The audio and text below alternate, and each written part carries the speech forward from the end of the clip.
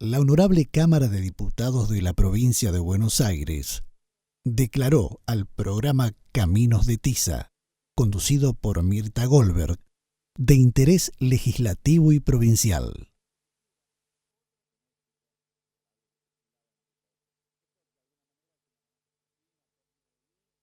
Ciencia y corazones, suena escuela, es confiar y dar confianza, y cada día otra vez hacer pensar. Aquí estamos, ¿cómo les va? Nos sumamos, por supuesto, al recuerdo de nuestro compañero de trabajo, y les cuento ahora que vamos a hacer un programa hoy polémico, muy actual.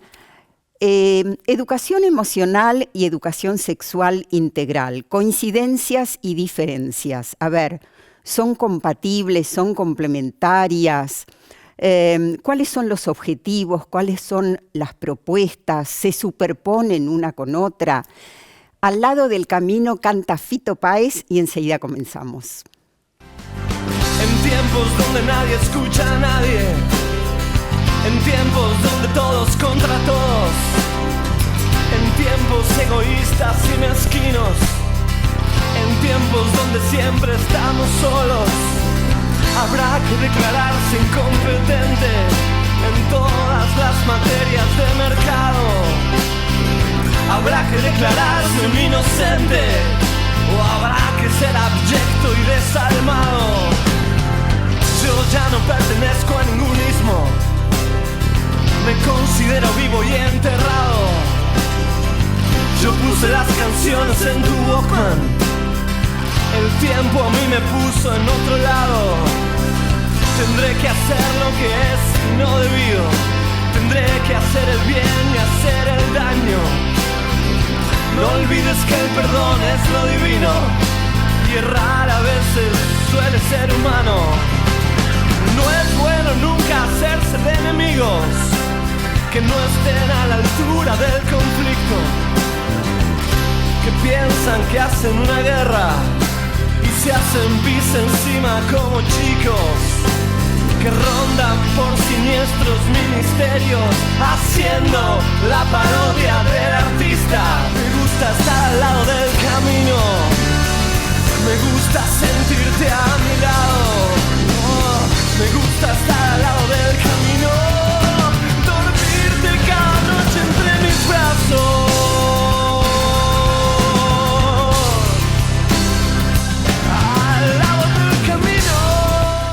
Bueno, aquí estamos. Le vamos a dar ante todo la bienvenida a nuestros invitados, Juan Carlos Serra, Gracias. Ana Kurzbart.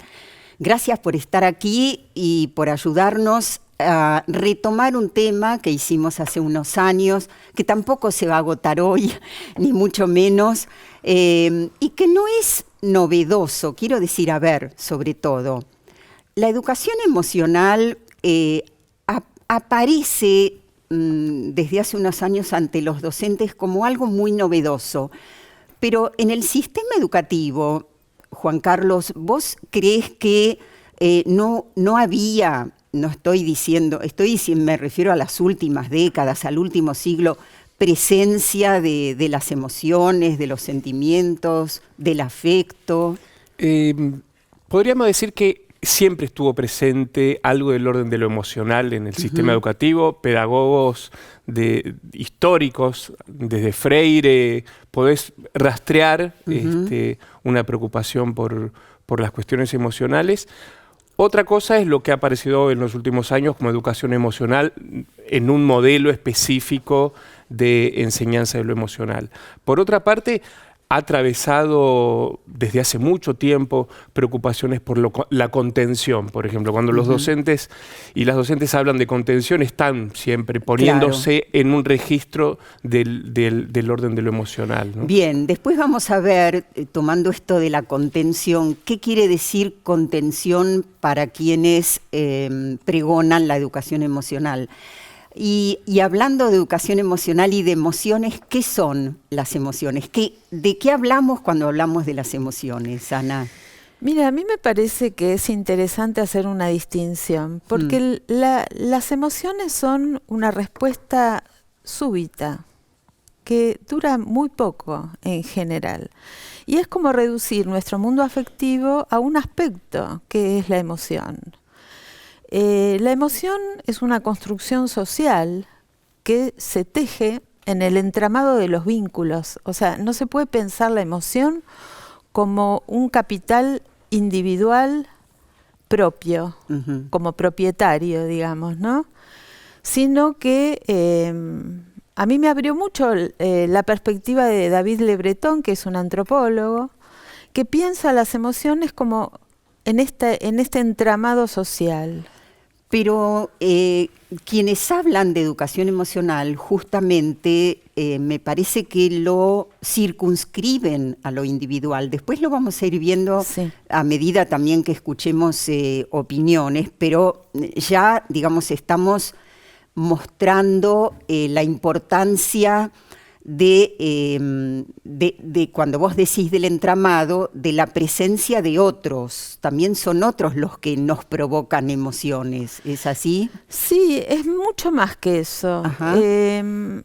Yo pienso en estos términos, por ejemplo, nunca fuimos uno, porque nacimos de otros cuerpos que nos han concebido, nos han gestado, y a partir del nacimiento nos relacionamos con otros cuerpos que a la vez sustentan nuestra propia vida, porque sabemos que nadie puede sobrevivir en este mundo si no es atendido por otros y otros brazos lo acunan, lo sostienen a lo largo del crecimiento. O sea que esa tracción, digamos, a llevar al plano de lo individual es algo que es artificioso, es ilusorio, digamos, no pertenece al mundo de lo que sucede, digamos. Bien, y hay un tema que se suele poner en el centro también, que es el de la supuesta existencia de emociones positivas y negativas. ¿Qué pensás sobre esto? ¿Hay emociones positivas? ¿Hay negativas? ¿Y cuáles serían? ¿Y qué habría que hacer con unas y otras? Para empezar, si nosotros tomáramos la idea de positivo y negativo, habría que sacarle la connotación moral. No se está hablando de positivo y negativo en términos de bueno o malo. Claro. La verdad que las emociones, como concuerdo con lo que decía Ana, son una construcción que tienen un sustrato biológico, evidentemente, pero son una construcción social. Y en ese contexto nos dicen algo, tienen una función de orientación en torno a lo que nos pasa en el ambiente. Y nuestro ambiente, por naturaleza, es social. Con lo cual siempre hay algo de lo vincular, no podemos pensar como algo individual, y ese recorte yo creo que es un recorte que no estaría tan de acuerdo en que hasta los que piensan desde una perspectiva que podría ser de educación emocional estén pensando en la individualidad de la emoción, siempre es en contexto. Y como tales, las emociones son y nos dicen algo de nuestro vínculo con el ambiente. Podrá ser que algunas sean displacenteras y otras que sean placenteras, pero no buenas o malas en esos términos, ¿no? Claro. ¿Qué pensás, No, Ana? yo Entiendo. quisiera agregar, me parece interesante esta distinción, pero en los entretelones, digamos, de la propuesta que clasifica las emociones y les da ese nombre de positiva, negativa, buena o mala, aunque uno interprete, como decía Juan Carlos, ¿no?, que en verdad no es que son buenas o malas, hay una intención, hay un propósito en esa clasificación donde... Pongámosle un poco nombre a esas emociones, o sea, a ver, la rabia, el enojo... Claro, el miedo. Sí, son ¿está mal experimentarlos, sentirlos? Bueno, lo que intenta la educación emocional es controlar, contener, manejar. Yo creo que todas esas palabras me suenan a manipular, a una propuesta adaptativa que de alguna forma quiere poner en caja aquello que puede llegar a ser disruptivo o que no coincide, digamos, con las expectativas de un sistema que normaliza y dice lo que está bien y lo que está mal moralmente, como decía Juan Carlos, aunque uno no lo piense de esa manera, pero el planteo, en ese planteo subyace, digamos, como una tendencia normalizadora y controladora, adaptativa, moralizante. Sí, de cierta resignación también. Después vamos a ver por qué. Pero vamos a escuchar un poquito a algunos referentes. Lucas Malaisi es de nuestro país, es mendocino si no me equivoco, define de alguna manera qué es la educación emocional. Es licenciado en psicología, presidente de la Fundación de Educación Emocional. Y Rafael Vizquerra es español, es catedrático emérito de la Universidad de Barcelona y también es presidente de la Red Internacional de Educación Emocional y Bienestar. También retomaremos esto del bienestar y habla de los objetivos. Los escuchamos.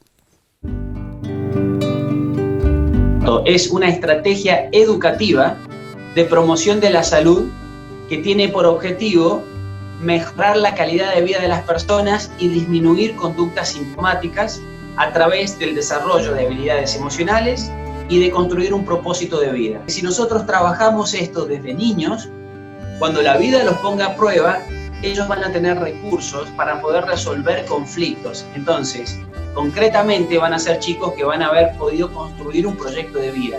Para mí, uno de los objetivos principales de la educación emocional es la prevención de la violencia.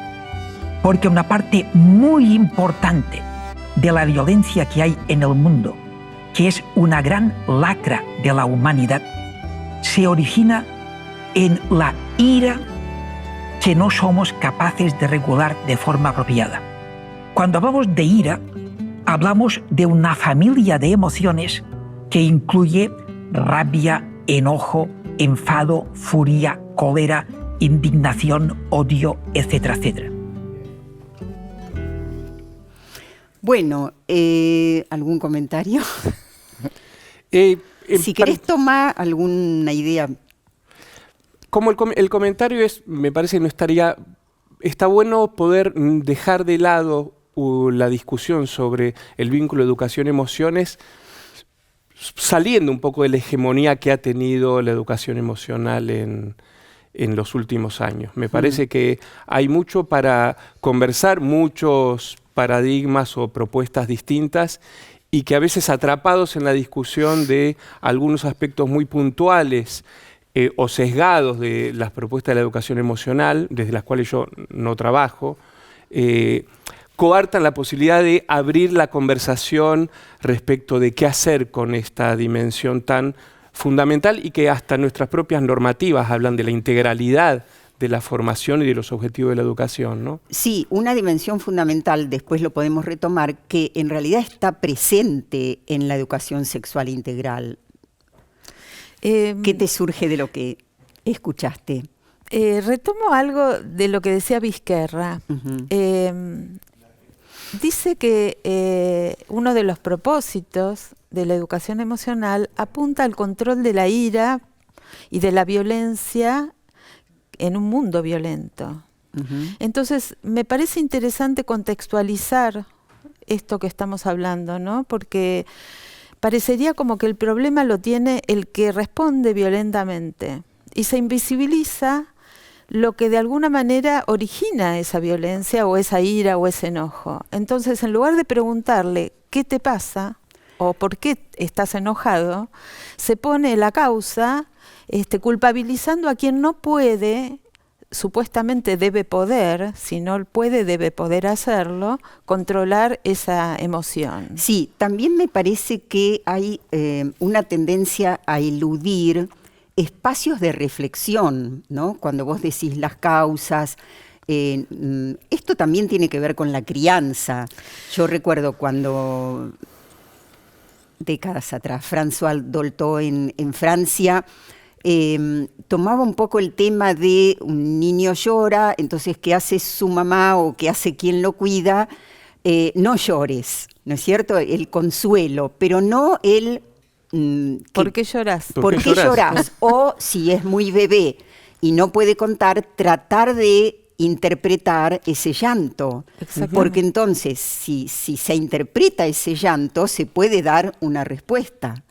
Sí, esa interpretación también habría que pensarla, de los ejes que me interesa marcar, digamos, desde la perspectiva, el camino que fui haciendo y la perspectiva que fui eligiendo, porque hay muchas perspectivas que uno puede sentirse identificado o abonar en ese sentido. Es la perspectiva de derechos.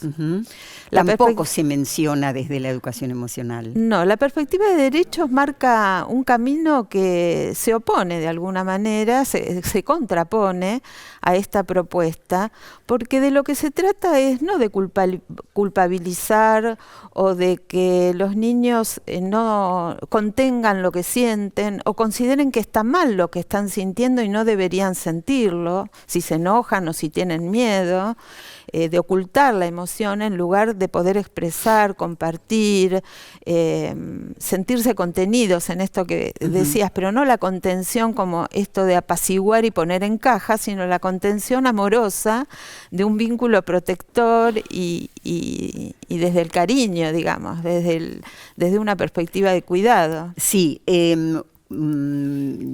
escuché también que en un jardín de Lanús se mencionaba que cuando se le preguntaba a los chicos ¿cómo te sentís? Así, ¿no? De repente, ¿cómo te sentís? Y hablaban del termómetro emocional. Entonces, si un chico estaba triste, la propuesta era que los compañeros hagan dibujos y le regalen. Y nunca nos enterábamos, un poco tomando lo que decías antes, del motivo de la tristeza. Exacto. Y también qué interesante esto en esta época, cuando, volviendo a la presencialidad, tantos chicos llegaron a la escuela justamente tristes por pérdidas, por haberla pasado mal. Entonces, uno se pregunta, ¿cuál es ahí la respuesta? ¿Cuál debería ser la respuesta de la escuela? ¿No? Preguntar, dar lugar a la contención colectiva o, aplacar esa emoción, ¿no? Dejamos para el próximo bloque una pregunta que puede ser si es lo mismo expresar las emociones, habilitar espacios de expresión, que esto que decías vos antes, controlar, gestionar las emociones. Y seguimos también escuchando a algunos referentes que nos sirven para poder comprender de un lado y del otro cuál es la propuesta. Enseguida volvemos. Ciencia y corazones, suena escuela, es confiar y dar confianza, es confiar y Bueno, aquí estamos, vamos a seguir. Entonces, habíamos dejado este tema de si es lo mismo expresar, habilitar espacios de expresión, que hablar en términos de gestionar, controlar las emociones. ¿Qué pensás, Juan Carlos? Yo pienso justamente que si hay algo que le doy la bienvenida a esta discusión, inclusive aunque venga desde el ámbito de la educación emocional tal cual se está presentando ahora, es habilitar y darle lugar a esa discusión. En esta mesa ninguno de los dos representamos la posición de la educación emocional y en ese sentido probablemente sea mucho más compleja de lo que pueden ser algunas miradas estereotipadas de lo que es la educación emocional, que recorre, por lo que leí y me informé, un conjunto de capacidades, habilidades sociovinculares, socioemocionales, y en ese sentido me parece que probablemente dicotomizar entre regular y expresar no responda a ninguna propuesta en sí misma. De hecho, creo que todos nosotros hemos hecho un aprendizaje de leer el contexto en el cual expresamos nuestro enojo, por ejemplo, y cómo lo hacemos. Y eso es un modo de autorregulación que no implica negar el espacio de la expresión, ni implica negar el que haya causas más profundas de contextos sociales. Vivimos en una sociedad violenta, injusta, pensar que las emociones surgen de la nada sería muy simplificador y en eso acuerdo, ¿no? Sí, Chiquito, y nos vamos a los testimonios. Sí, yo quería resaltar un poco el lenguaje de la propuesta de la educación emocional, que no habla de regulación, habla de autorregulación, de autogestión, de autocontrol. Y de enfocarse en sí mismos. En sí mismos, ¿no? Dando una preponderancia a un yo, que es una imagen, un rostro de época ¿no? Del hiperindividualismo. Bien. En la Feria del Libro estuvimos con muchos docentes.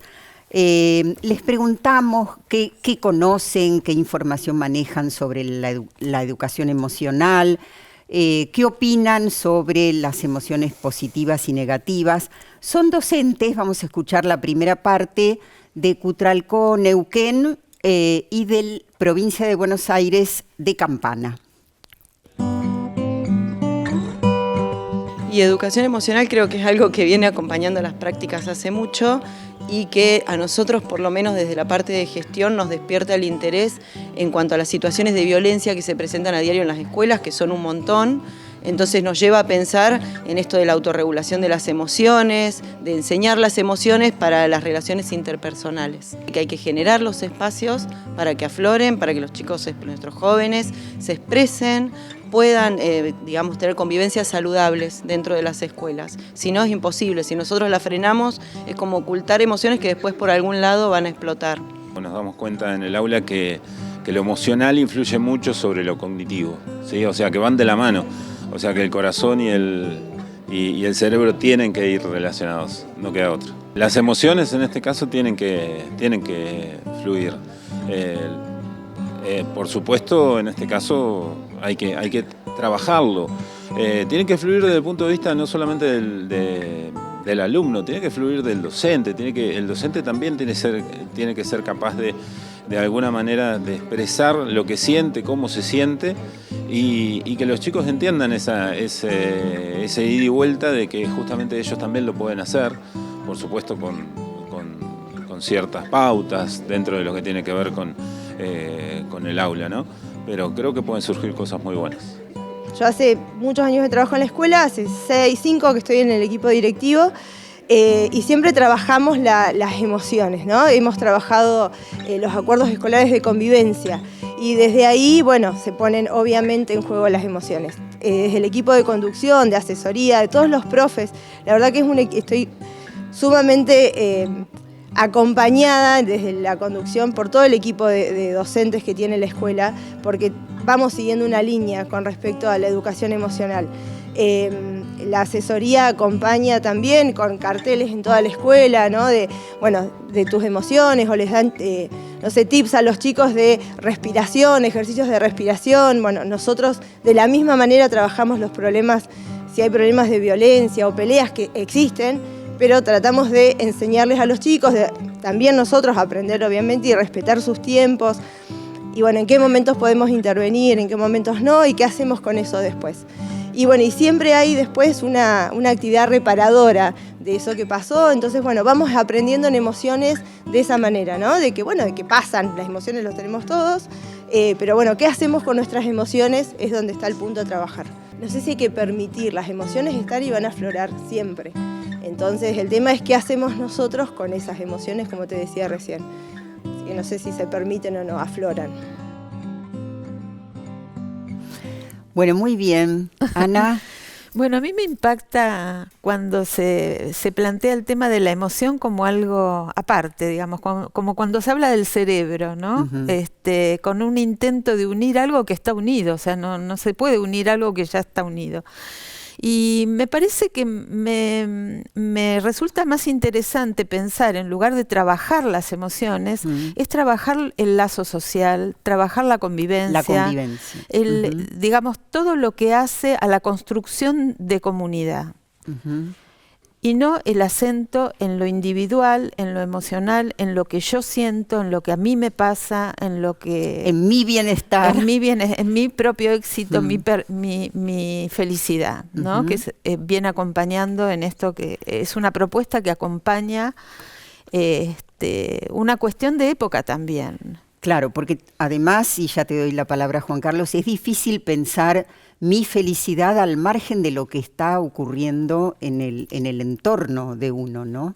Sí, por eso me parece interesante lo que dicen las colegas y trabajando con las emociones, porque lo que muestran también es una mirada mucho más complejizada. No, es cierto que en la educación emocional se habla de autogestión y de autorregulación, y también se habla de compromiso, solidaridad, empatía. Digo, hay un montón de aspectos que se pueden abordar y que acá las colegas están dando cuenta de que no es una mirada simplificada la que traen. Trabajan en el contexto, dan lugar. Me parece interesante porque hay un saber en esa cotidianidad de lo que vienen haciendo, ¿no? Sí, lo que pasa es que si escuchás a los referentes de educación emocional del país y de otros países, la solidaridad es excepcional que alguno la mencione. En general, el acento está puesto más en esto de enfocarse en uno mismo y no en mirar alrededor. Esto es lo que me parece cuando uno, sobre todo, los escucha, y cuando uno escucha en qué términos se hacen las capacitaciones a los docentes. Pero nos vamos a la segunda parte y vemos otra vez, escuchamos a docentes de Neuquén Capital, Salta Capital y Cutralcó. Pienso que la educación emocional es algo fundamental y que tiene que ser trabajada. Luego de la pandemia, ni los niños ni los adultos somos los mismos, y creo que si en su momento no se le dio tanta importancia, hoy es fundamental para poder volver a las aulas. Creo que tienen que aflorar para poder trabajar sobre ellas. No sé si controlarlas, pero sí creo que tenemos que reconocerlas, poder percibirlas nosotros los docentes como para ser trabajadas, educadas, por así decirlo. Me parece que la educación emocional se practica, no se dice. Entonces, cuando uno trabaja en escuela secundaria, creo que la educación emocional tiene que ver con habilitar la palabra para que los chicos puedan decir lo que les está pasando y cómo la están pasando. Y sobre todo como adultos, no incomodarnos cuando, porque uno puede tener la teoría muy clara, pero cuando te aparece el emergente o lo que sea, cómo lo albergás y cómo lo cobijás, ¿no? Entonces muchas veces la teoría está buena, pero creo que la práctica es lo que vale. Nosotros trabajamos desde poder vehiculizar con la palabra la emoción, porque si la emoción no se dice, sale por otro lado. Y generalmente por problema, por algo que provoca un problema más grande. Entonces creo que siempre hay que hablarla, pero creo que un poco hablábamos con las charlas de hoy, hay como una sobredimensión de la escuela. La escuela no puede solucionar todo. Abre una puerta, abre una ventana y después tiene que ir acompañado de un profesional, de la familia. La escuela es una parte del problema, no la solución del problema. Bueno, el tema de la educación emocional, si bien, digamos, hay investigaciones y estudios que se han hecho desde hace mucho tiempo, creo que empezamos a considerarlas y a tenerlas presentes o a atenderlas recientemente en algunos niveles educativos. Yo trabajo en el nivel terciario y si bien las reconocemos, me parece que todavía nos falta camino por recorrer, por estudiar, por investigar. Pero bueno, sí entendemos que son parte de la condición humana, digamos, y estamos atentos, pero sobre todo atentos a poder percibir, digamos, lo que le pasa al otro, y por eso digo, en ese sentido tenemos que seguir investigando, estudiando y atendiendo esas necesidades, porque afloran las emociones todo el tiempo, en todos los niveles, y no sé si en unos más que en otro, pero me parece que lo que hay que hacer fundamentalmente es estar atentos y ver cómo atender esa necesidad en el momento que sucede. Bueno, qué importante esto de habilitar la palabra. Ana. Sí, estaba pensando que parte de un primer equívoco, ¿no? Esto de poner la palabra educación y emocional juntas, porque eso determina cuál es el criterio o la perspectiva de educación, el concepto de educación que cada uno tiene. Si educar es decir al otro lo que tiene que hacer, es moralizar, es indicarle una línea de conducta en esto de normalizar, o educar tiene que ver con esto, de habilitar la palabra, de construir el saber, de construir de alguna manera el pensamiento. Yo creo que la escuela, el hacer escuela tiene que ver con habilitar la palabra, habilitar el pensamiento y habilitar de alguna manera también el pensar, ¿no? El poder reflexionar acerca de lo que pasa y nos pasa y involucrarnos en ese estar pasando, digamos. Justamente, creo que palabra, pensamiento, reflexión no es lo que aparece en las capacitaciones de educación emocional, donde el acento se pone mucho más. A mí me parece que no está mal que la escuela en algún momento proponga un ejercicio de respiración, no me asusta eso. Porque todos sabemos que hay momentos en los que los chicos se vuelven del recreo y es un alboroto terrible y están muy excitados y no se puede trabajar. El tema es cuando se reduce a eso, ¿no? Por ejemplo, realizar ejercicios de respiración, bailar, prácticas contemplativas, yoga, humor, juegos, diversión. Bueno, ¿dónde está el espacio de reflexión, palabra, discusión, pensamiento? Yo coincido mucho con lo que dice Ana, inclusive con esta idea de qué productivo sería trabajar el lazo, como decías hace un rato. Las actividades sueltas no educan. No es que una actividad aislada por sí misma tiene un peso educativo. Y precisamente hay que revisar qué concepción de educación se sostiene desde la política pública, que en nuestras últimas décadas y las leyes que nos orientan están enmarcadas dentro del derecho a la educación, cuál es el pensamiento de la institución, dónde se da lugar a la reflexión, dónde se da lugar al pensamiento. Entonces a mí no me asusta una actividad suelta, es decir, porque lo que educa es el conjunto del proyecto, educa la experiencia cotidiana, y una actividad fuera de contexto y analizada fuera de contexto, uno le puede hacer decir demasiadas cosas que en realidad la experiencia escolar es mucho más compleja, es mucho más completa, y que hoy ya esa discusión, más allá de la educación emocional, sigue siendo relevante volver a traerlo. Digo, hoy mencionaba a Freire y digo, bueno, todavía los esquemas de educación bancaria y educación dialógica pueden seguir siendo elementos para discutir políticamente qué hacemos en la escuela.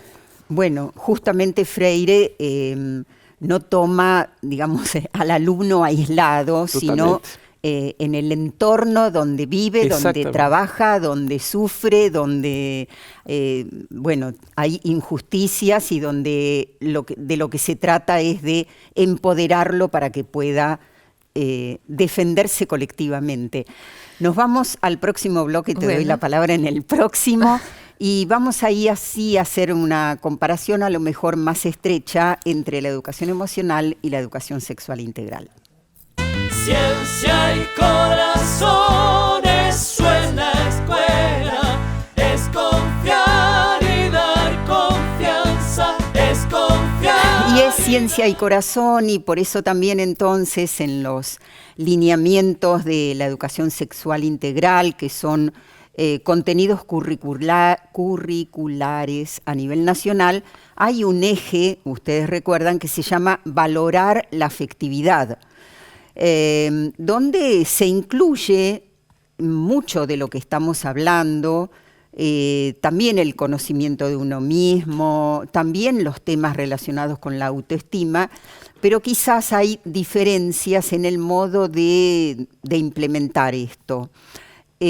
querías decir algo antes. Sí, en relación a lo que terminaste de decir respecto a lo que decía Vizquerra, me parece muy importante pensar también la importancia de la pregunta, tomando a Freire, ¿no?, que escribió un libro sobre la pedagogía de la pregunta y de vivir la pregunta como una experiencia, el preguntar como experiencia, porque en relación a esta comparación de la educación emocional y la ESI, me parece que hay una diferencia importante en relación a que la educación emocional es como que marca una línea de respuesta y la ESI abre al debate y al reconocimiento de la diversidad como una realidad que, más allá de que a uno le guste o no le guste, la diversidad es inevitable. Entonces, el reconocimiento de la diversidad, el romper con estereotipos. El enfoque integral. El enfoque integral y romper con estereotipos históricamente construidos. O sea, que encara el lazo social de entrada, digamos, no lo plantea como una perspectiva individual, sino que reivindica los derechos de las diversidades, de las identidades, es inclusiva en ese sentido, ¿no? Bien, ahora, claro, quizás lo que llama un poco la atención cuando uno escucha conferencias o cómo se llevan adelante capacitaciones, es a veces una cierta subestimación a los contenidos y una importancia excesiva a las emociones. ¿Por qué? Porque, por ejemplo, cuando se dice que el éxito en la vida depende de habilidades emocionales y no de contenidos académicos, ya esto llama la atención. ¿Por qué? Porque se puede acceder fácilmente a ellos. Sí, claro, se puede acceder a la información a través de Internet, pero el lugar de la escuela es hacer algo con esa información, cómo interpretarla, cómo relacionarla, cómo jerarquizarla. Pensar cómo se manifiesta. Entonces, en este sentido, me parece que el colocar a las emociones en un primer plano, hablando en términos televisivos, creo que es como mínimo una exageración. Sí, como que se banalizan la complejidad de lo que es el fenómeno educativo, ¿no? Por eso yo creo que no hay que quedarse en una posición reduccionista de esto o lo otro. Hay además muchas experiencias en torno al papel que tienen las emociones en el ámbito, en la cognición, digamos. Como vos decías, no podemos pensar, no se puede pensar separado algo que siempre estuvo unido, lo que no quiere decir que la tradición escolar haya eludido en algunas ocasiones o dejado en un segundo plano el pensar acerca de las emociones, acerca de la afectividad, acerca de los vínculos.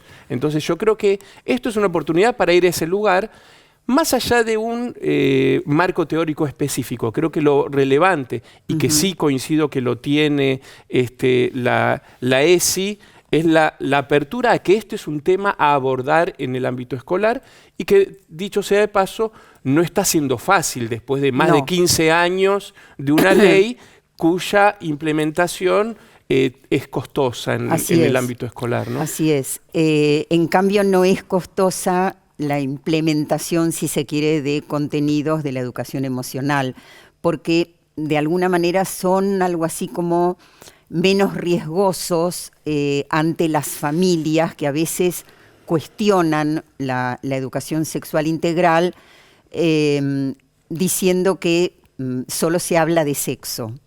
Sí, a mí me parece que ahí hay una contradicción en el sentido de que se plantea esta disyuntiva como entre emoción y conocimiento cuando se quiere llevar lo emocional al terreno de un disciplinamiento, convertirlo en disciplina, como un saber ya fijo, estructurado, cuando en verdad parecería desde la propuesta que lo están criticando. O sea, me parece que ahí hay algo que no, por lo menos no, me suena como paradójico, ¿no?, en el planteo. Vamos a escuchar una vez más a Rafael Vizquerra.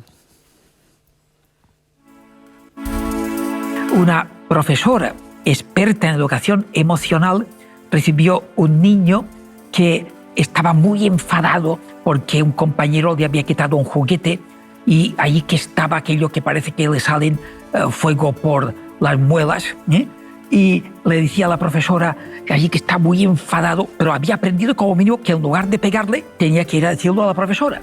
La profesora le dio una tiza y dijo: dibuja la rabia. Y empezó allí a poner garabatos que sacaba, canalizaba toda su rabia. Y cuando hubo terminado, la profesora le pregunta: ¿y ahora cómo te sientes?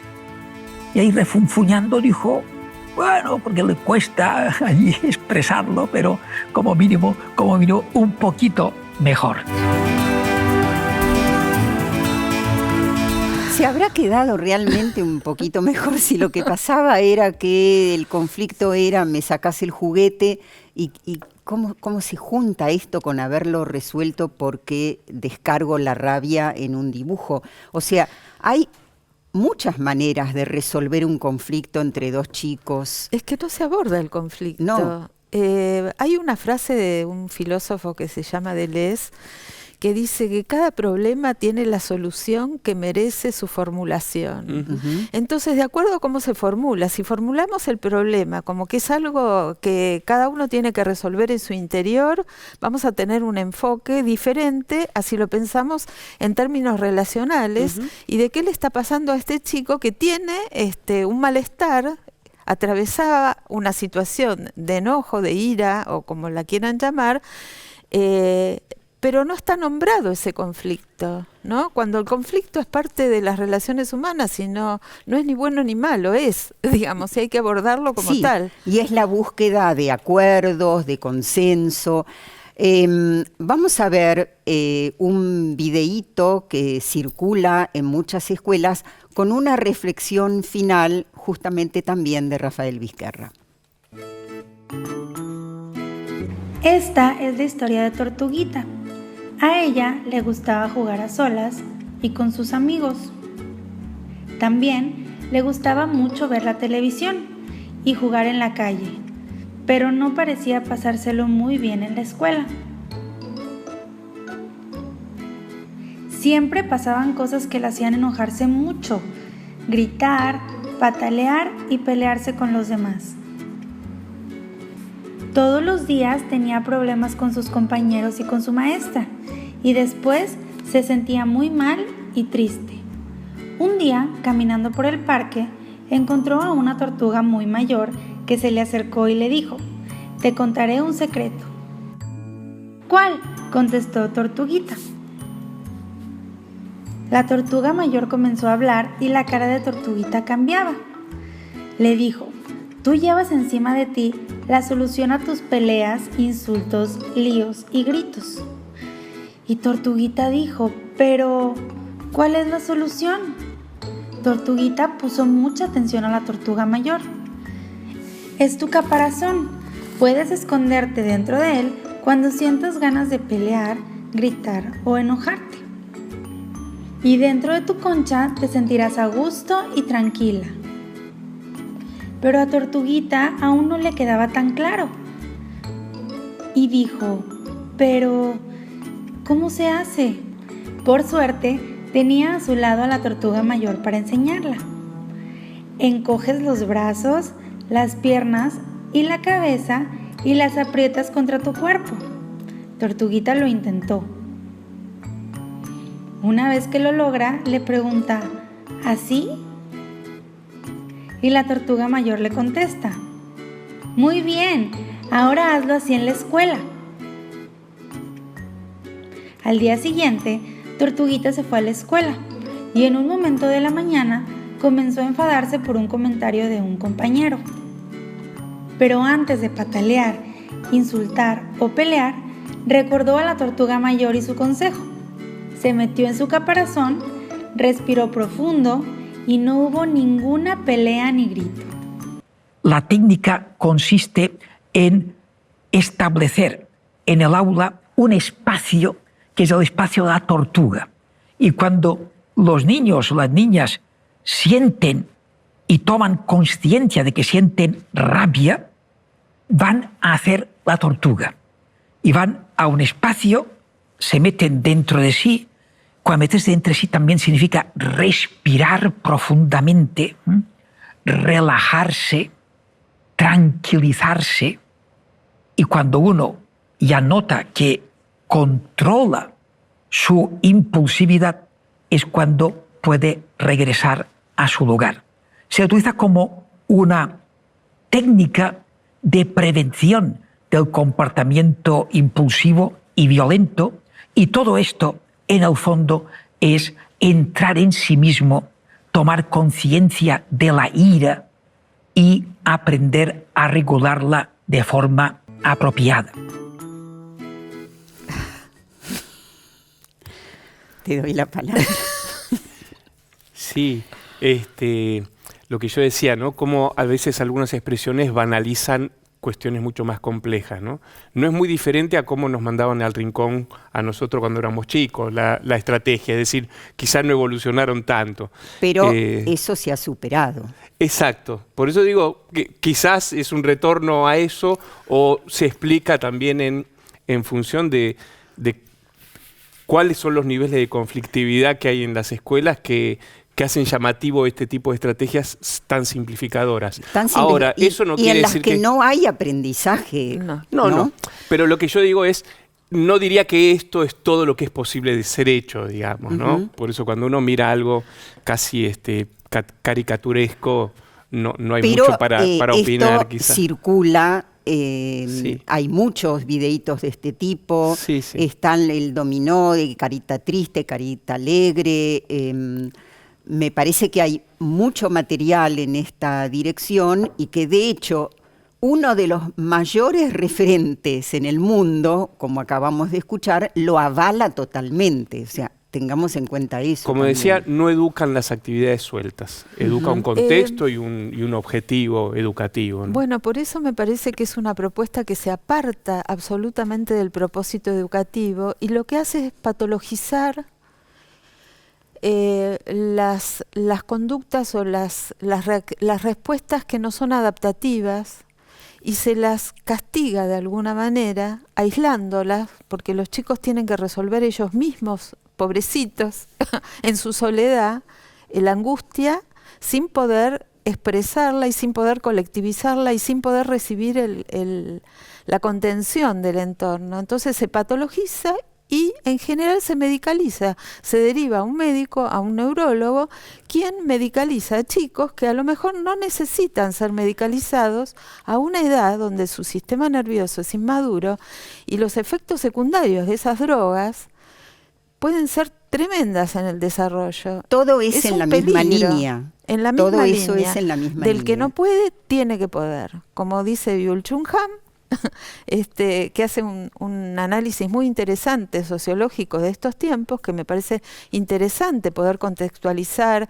y tener una apertura a propuestas que vienen de la antropología, de la sociología, de otras ramas del conocimiento, de las ciencias sociales, para poder entender por qué históricamente en este momento tiene tanta pregnancia esta propuesta y como hablábamos antes, ¿no? Si es simplificadora, si es sencilla de aplicar, bueno, es como yo entiendo a los docentes que ante la exigencia de productividad de un mundo cada vez más acelerado, con más conflictos sociales, con guerras, con que estamos al borde del abismo ecológicamente hablando, que los recursos se están agotando y que no sé cuál será el futuro de la humanidad, ojalá que tengamos futuro, les estamos proponiendo a los chicos que se metan en su caparazón y resuelvan ellos mismos sus problemas, que no sean disruptivos en el aula, que no traigan ninguna pregunta. Que no sean contestatarios, Exacto. que no haya rebeldías. Y hay un síndrome que se llama